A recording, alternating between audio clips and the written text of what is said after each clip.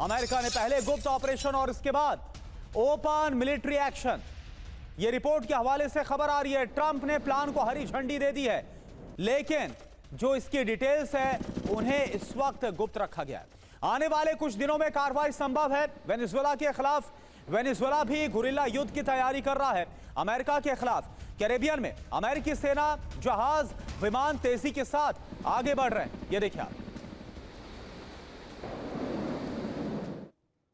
बढ़ते आगे, वेनेजुएला पर कभी भी हमला अमेरिका कर सकता है, चेतावनी पहले ही दे दी गई है। डोनाल्ड ट्रंप ने वेनेजुएला में CIA को खुली छूट दी है। वेनेजुएला में कोवर्ट ऑपरेशन की हरी झंडी और कोवर्ट ऑपरेशन से शुरू होगा सैन्य अभ्यास। दूसरी ओर वेनेजुएला ने भी अपनी तैयारी कर ली है। न्यूयॉर्क टाइम्स के हवाले से ये बड़ी खबर आपको बता रहे हैं। तो वेनेजुएला में CIA का स्पेशल ऑपरेशन। डोनाल्ड ट्रंप ने CIA को कोवर्ट ऑपरेशन की हरी झंडी दे दी है वेनेजुएला के खिलाफ। CIA नशा कारोबारियों के खिलाफ ऑपरेशन को अंजाम देगा। CIA के पास मादुरो सरकार को अस्थिर करने का भी विकल्प है। और कोवर्ट ऑपरेशन के बाद सैन्य अभियान को मंजूरी मिलने का अंदेशा भी जताया जा रहा है। वेनेजुएला पर जल, जमीन, आसमान से एक साथ हमलों का प्लान है। न्यूयॉर्क टाइम्स के हवाले से ये बड़ी खबर। और क्या हो रहा है वेनेजुएला में, ये आप देखिए। बड़ी खबर, वेनेजुएला के खिलाफ अमेरिका का बहुत बड़ा एक्शन। अमेरिका ने वेनेजुएला का एयर स्पेस बंद कर दिया है। सैन्य गतिविधियों के लिए एयर स्पेस को बंद किया गया है। अमेरिकी इजाजत के बिना नहीं हो सकती कोई गतिविधि।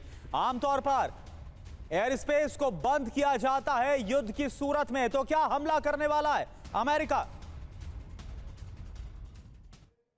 तो यहां पर छूट दी गई है। वेनेजुएला पर कभी भी हमला हो सकता है, इस बात का अंदेशा बढ़ गया है।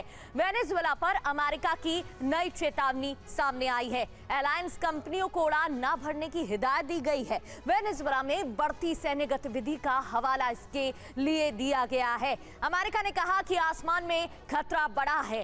कई अंतर्राष्ट्रीय एयरलाइंस ने तुरंत अपनी उड़ानें रद्द भी की है। उड़ानें रद्द करना, क्या इसका महत्व है, क्या मायने निकाले जाएं, ये भी आपको बताते हैं। कहां-कहां ये निर्देश दिए गए हैं। तो चाहे बात आइबेरिया की हो, इसके अलावा पुर्तगाल, एवियांका, कोलंबिया, कैरेबियन एयरलाइंस, ट्रिनिडाद और टोबैको, ये वो तमाम जगह जहां पर निर्देश दिए गए और उसका असर भी देखने को मिला। बड़ी बात ये कि अगले 90 दिनों के लिए अमेरिका की वार्निंग है। कैरेबियन सागर में अमेरिका की बड़ी सैन्य तैनाती है। वेनेजुएला ने धमकी और हमले की तैयारी इसके पीछे कारण बताया है। और वेनेजुएला के राष्ट्रपति मादुरो ने कहा है कि हम झुकने वाले नहीं हैं। तो जंगी टेंशन के बीच अमेरिका को वेनेजुएला का जवाब भी मिल गया है। हम पीछे नहीं हटने वाले, ये वेनेजुएला ने बोल दिया है, मादुरो की तरफ से बोल दिया गया।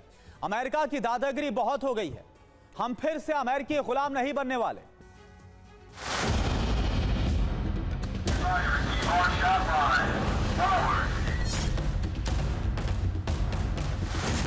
ये कैरिबियन सागर का वो मोर्चा है जहां ट्रंप ने ड्रग कार्टेल के खिलाफ अभियान की शुरुआत की थी, लेकिन इसी अभियान ने रूस से अमेरिका के सीधे टकराव का रास्ता बना दिया है।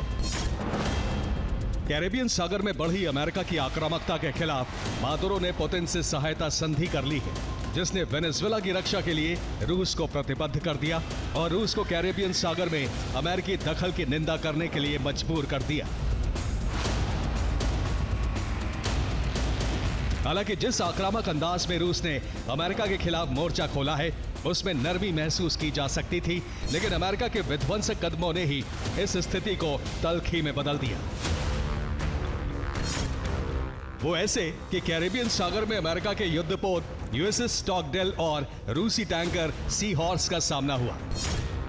रूस का ये टैंकर ईंधन की खेप लेकर वेनेजुएला पहुंचने वाला ही था कि उसका रास्ता रोक दिया गया और टैंकर को वापस मोड़कर क्यूबा की तरफ जाने के लिए मजबूर कर दिया गया।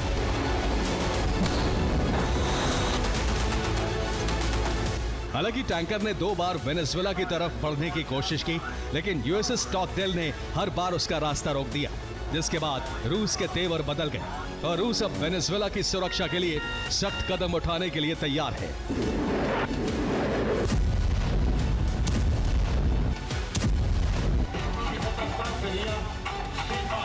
और जैसे ही ये आश्वासन मादुरो को मिला, उन्होंने भी बिना कुछ कहे ट्रंप को उन्हीं के अंदाज में सार्वजनिक सभा में डांस करके जवाब दिया। इस डांस का संदेश है, मुकाबले के लिए वेनेजुएला तैयार है। और जैसे ही मादुरो पुतिन की आक्रामकता अमेरिकी सेना को महसूस हुई, वैसे ही अमेरिका ने भी तेवर बदल लिए। वेनेजुएला के आसमान पर अमेरिका ने नोटाम जारी कर दिया। ये नोटाम मैक्वेटिया फ्लाइट इंफॉर्मेशन रीजन के लिए जारी किया गया है, जिसमें पूरा वेनेजुएला और दक्षिण कैरेबियन सागर का बड़ा हिस्सा शामिल है। यानी इस क्षेत्र में अब कोई भी विमान नहीं उड़ सकेगा, और अगर इस अलर्ट को ना मानकर किसी देश के विमान ने उड़ान भरी तो उस पर अमेरिका की तरफ से हमला हो सकता है, क्योंकि नोटिस टू एयरमैन जारी करने का मतलब है क्षेत्र में अमेरिका सैन्य गतिविधि शुरू करने जा रहा है, और इस गतिविधि में कोई भी दखल स्वीकार नहीं होगा, जिसका सीधा मतलब है कि अब टकराव रूस अमेरिका के बीच चरम पर है।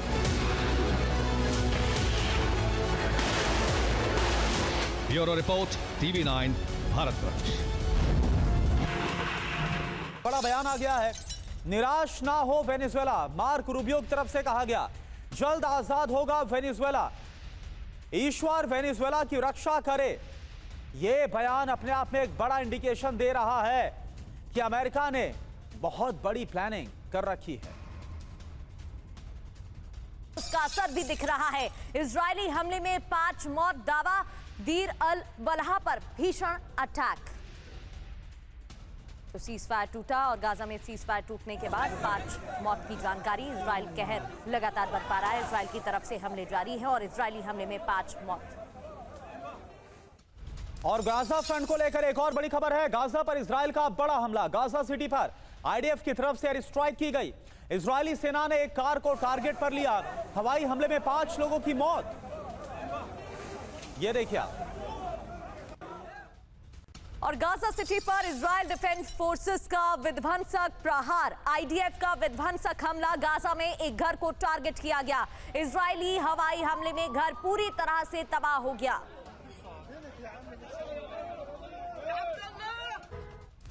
और आईडीएफ के हमले से दहला है सेंट्रल गाजा शरणार्थी शिविर पर। इजराइल ने किया है हमला, आईडीएफ के एयर स्ट्राइक में 4 लोगों की मौत।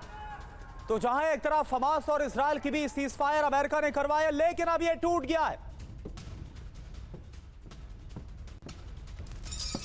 और गाजा पर इजराइल पर बहुत बड़ा हमला हुआ है। इजराइल की तरफ से अटैक, आईडीएफ की एयर स्ट्राइक से दहल गया है गाजा। गाजा के कई इलाकों में आग की लपटें उठती नजर आई हैं।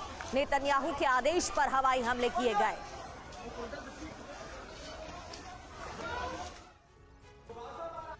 कहां पर इस बार हमला किया? इजराइल के ताजा हमलों से मिडिल ईस्ट में कैसे अब अशांति आएगी, ये आप समझ लीजिए। आईडीएफ ने मचा दी है एक बार फिर से गाजा में तबाही। गाजा पर इजराइल का बारूदी प्रहार हुआ है, शरणार्थी शिविर पर इजराइल का हमला हुआ। ड्रोन और मिसाइल हमलों से भारी बर्बादी हुई। कहां कहां पर आईडीएफ ने हमले किए? सेंट्रल गाजा, गाजा सिटी, रिहायशी इलाके, शरणार्थी शिविर। अब इसका असर क्या होगा?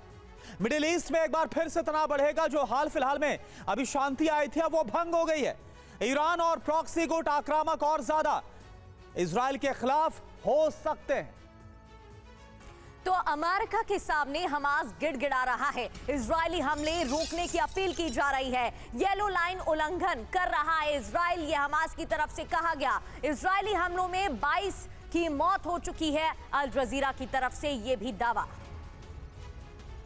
तो अमेरिका से मदद की गुहार, येलो लाइन उल्लंघन कर रहा है इजराइल। तो हमलों से हमास दहल गया है। हमास मध्यस्थता की अब अपील कर रहा है एक बार फिर से। इजराइल के हमलों के बाद हमास की अमेरिका से अपील, इजराइल के सीजफायर उल्लंघन को तुरंत अमेरिका रोके। इजराइल पर हर रोज येलो लाइन तोड़ने का आरोप है। इजराइल के हमलों से गाजा में विस्थापन बढ़ रहा है। तो इजराइल ने लेबनान में भीषण अटैक किए हैं और हमले करके अपने इरादे जता दिए हैं, जबकि इस बीच बेंजामिन नेतन्याहू भी सीरिया के बफर जोन में पहुंच गए। इजराइल के आक्रामक तेवर से ईरान और प्रॉक्सी गुट भड़क गए हैं। क्यों, इस रिपोर्ट में आपको दिखाते हैं।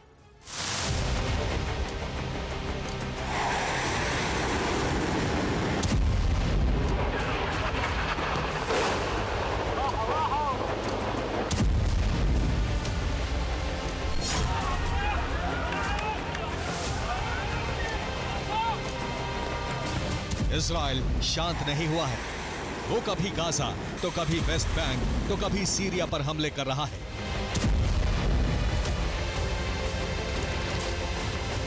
इस बार उसने लेबनान को टारगेट बनाया है। हिजबुल्लाह ठिकानों पर भीषण बमबारी की है। लेबनान के रिहायशी इलाके पर पहला हमला हुआ, जिसमें 5 इमारतें ध्वस्त हो गईं। ये दूसरे हमले